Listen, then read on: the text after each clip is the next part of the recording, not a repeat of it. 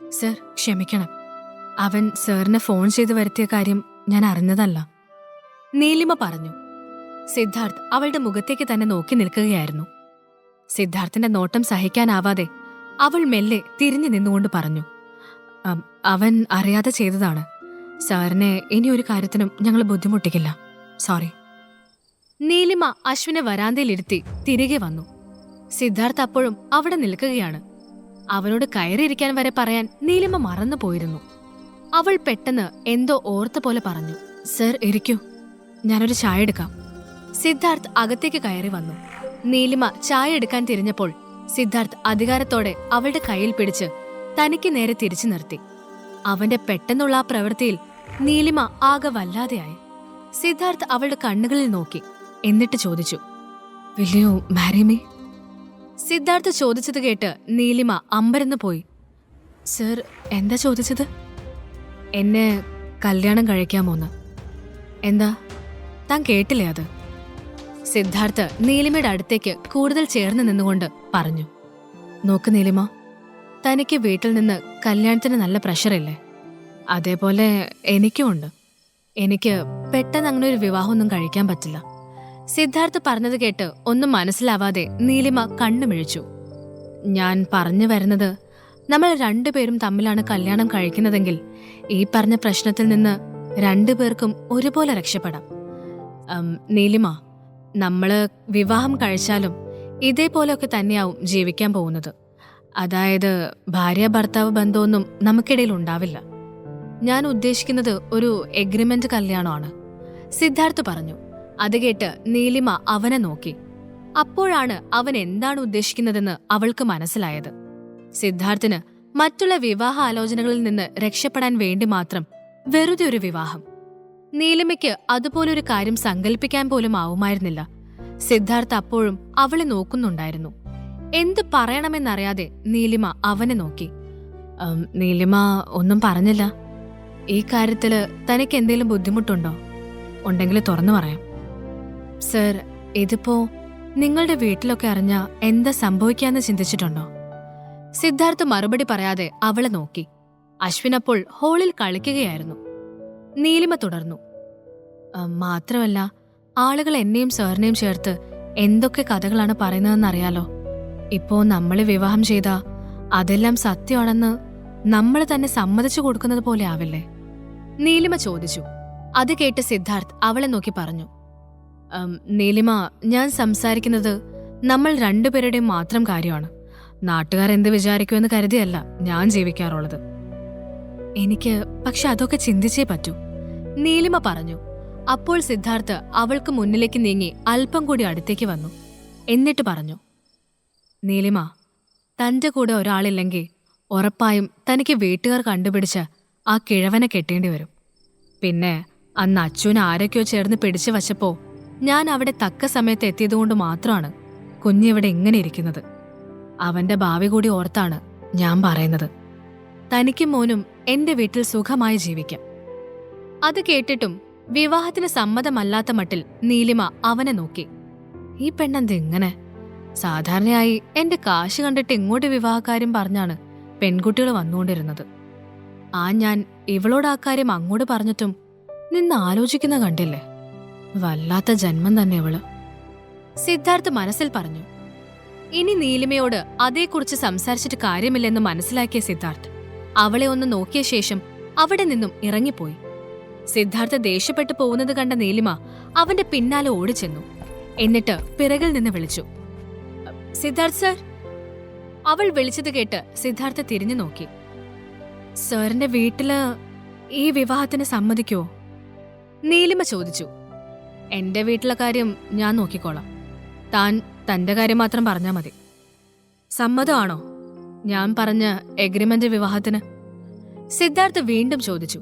നീലിമ മറുപടി പറയാതെ എന്തോ സംശയത്തോടെ അവനെ നോക്കി. എനിക്ക് മനസ്സിലാവും നീലിമ, സമയമെടുത്ത് ആലോചിച്ചു പറഞ്ഞാ മതി. സിദ്ധാർത്ഥ് അവളുടെ മറുപടിക്ക് കാത്തിരിക്കാതെ ഉടനെ അവിടെ നിന്നിറങ്ങിപ്പോയി. അവൻ പോയിട്ടും ഏറെ നേരം നീലിമ അവിടെ തന്നെ നിന്നു.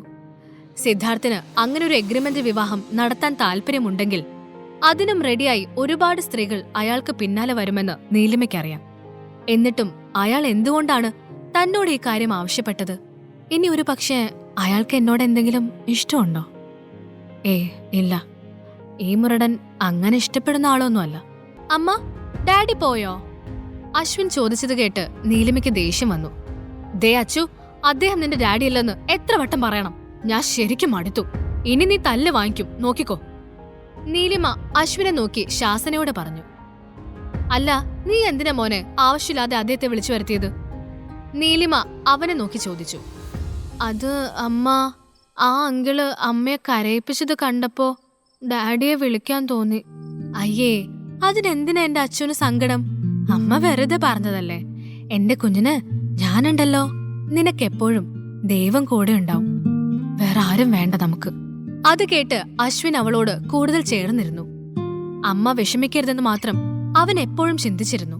അമ്മയും മകനും അങ്ങനെ ഇരിക്കെയാണ് വാതിലിൽ ശക്തമായി ആരോ മുട്ടുന്നത് കേൾക്കുന്നത്.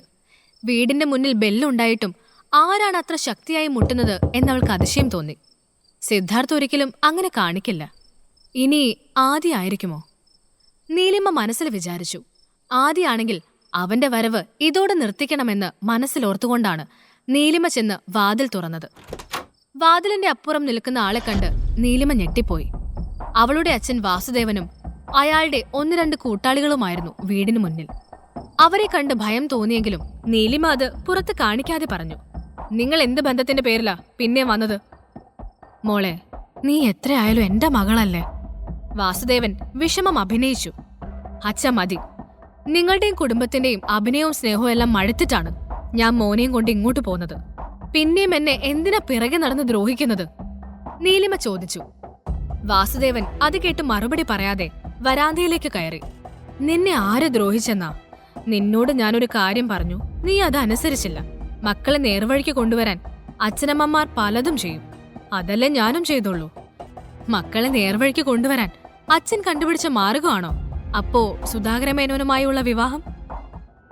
പിന്നെ നീലിമ, നീ ഈ ചെക്കനെയും കൊണ്ട് വേറെ വീടെടുത്ത് താമസം തുടങ്ങിയെന്ന് കേട്ടപ്പോ ഞാൻ കുറച്ചുകൂടി നല്ല വീടാ പ്രതീക്ഷിച്ചത്. ഇതിപ്പോ കോഴിക്കോട് പോലെ ഉണ്ടല്ലോ.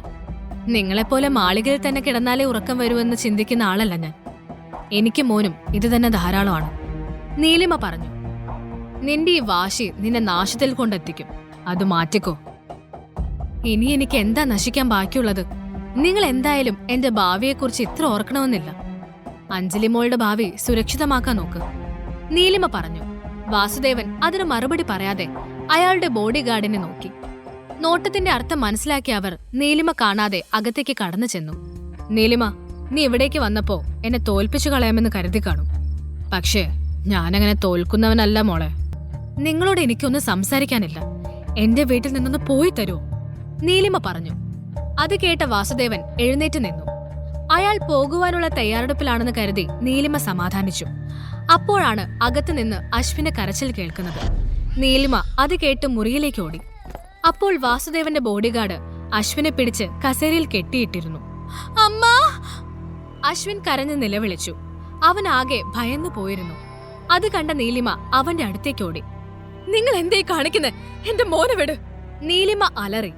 അപ്പോഴേക്ക് വാസുദേവൻ അവിടേക്ക് വന്നു. എന്നിട്ട് പറഞ്ഞു, നിലവിളിച്ച് കരഞ്ഞിട്ട് കാര്യമില്ല മോളെ. നീ ഞാൻ പറഞ്ഞ കാര്യം സമ്മതിച്ചില്ലേ, ഉറപ്പായും ഇവനെ ഞാനങ്ങ് കൊല്ലും. അയ്യോ, എന്റെ മോനൊന്നും ചെയ്യരുത്, നീലിമ കരഞ്ഞു പറഞ്ഞു. ഒന്നും ചെയ്യില്ല, നീ കല്യാണത്തിന് സമ്മതിച്ചാൽ മാത്രം മതി, വാസുദേവൻ പറഞ്ഞു. അത് കേട്ട നീലിമയ്ക്ക് സിദ്ധാർത്ഥിന്റെ കാര്യമാണ് പെട്ടെന്ന് ഓർമ്മ വന്നത്. അവൾ വാസുദേവൻ കാണാതെ ടേബിളിൽ നിന്ന് കൈനീട്ടി ഫോണെടുത്ത് സിദ്ധാർത്ഥിന്റെ നമ്പർ ഡയൽ ചെയ്തു. നീലിമയ്ക്ക് ഫോൺ ചെവിയിൽ വെച്ച് സംസാരിക്കാൻ കഴിഞ്ഞില്ല. സിദ്ധാർത്ഥ് താൻ അപകടത്തിലാണെന്ന് മനസ്സിലാക്കട്ടെ എന്ന് മാത്രം കരുതിയാണ് നീലിമ അവന്റെ നമ്പറിലേക്ക് കോൾ വിളിച്ചത്. അപ്പോൾ അതൊന്നും അറിയാതെ വാസുദേവൻ അല്പം കൂടി മുന്നോട്ട് വന്നു. സുധാകരനെ നാളെ തന്നെ കല്യാണം കഴിക്കാമെന്ന് നീ സമ്മതിക്കാതെ ഞാനിവനെ വിടാൻ പോകുന്നില്ല, വാസുദേവൻ പറഞ്ഞു. കാറിൽ വീട്ടിലേക്ക് പോവുകയായിരുന്ന സിദ്ധാർത്ഥ് വണ്ടി നിർത്തി.